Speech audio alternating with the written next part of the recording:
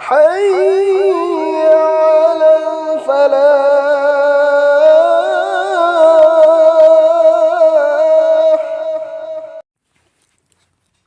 فضائل तबलीग अहान बफसल अमर bill मारूफ अमसुंग नही अनिल मुनकर की बयान आयात सिंह बिस्मिल्लाहिर्रहमानिर्रहीम क़ाल अल्लाहु अज़्ज़ा व जल वमन अहसनु क़ौलन मिम्मन दआ इलल्लाहि व अमिला सालिहा व क़ाल इन्ननी मिनल मुस्लिमीन मियाम्बु अल्लाह की माइगैदा कौसिल्लिबा अमसुंग अफब थबक तौरिबा अमसुंग अयहाकसु मुसलमान सिंगी मनुंगदगी अमनी हाइजरिबा मी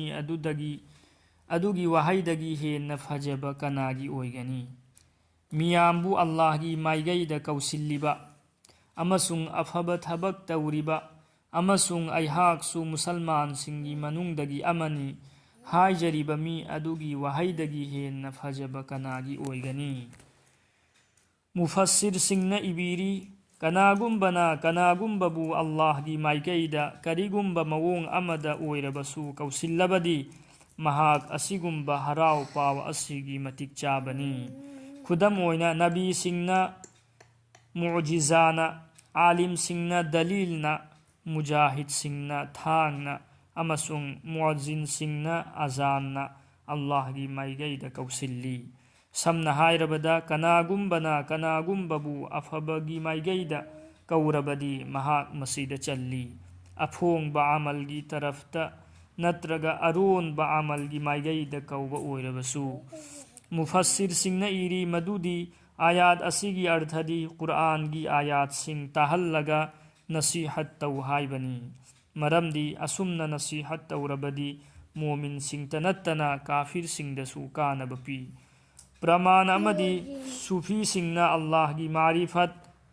मारिफत लोमदा कौसिल्ली मुफस्सिर सिंगना मसीमसु इबीरी आयात असिना ताकली मदुदी अइंगोंदा अल्लाहना इस्लाम पिबीदुना इज्जत की थाकता थंबीरे हाइना खनगदबनी अमसुंग असिगुम्बा इस्लामी इज्जत असिबु चाउथोकचबगा लोइनना निंसिंगदबनी तबलीग वाज अमसुंग नसीहत तौबा असिना इसाबु अचौबा मीनी खनबगी महुत्ता आम मुसलमान सिंगदगी ऐसु अमनी हाइना खनगदबनी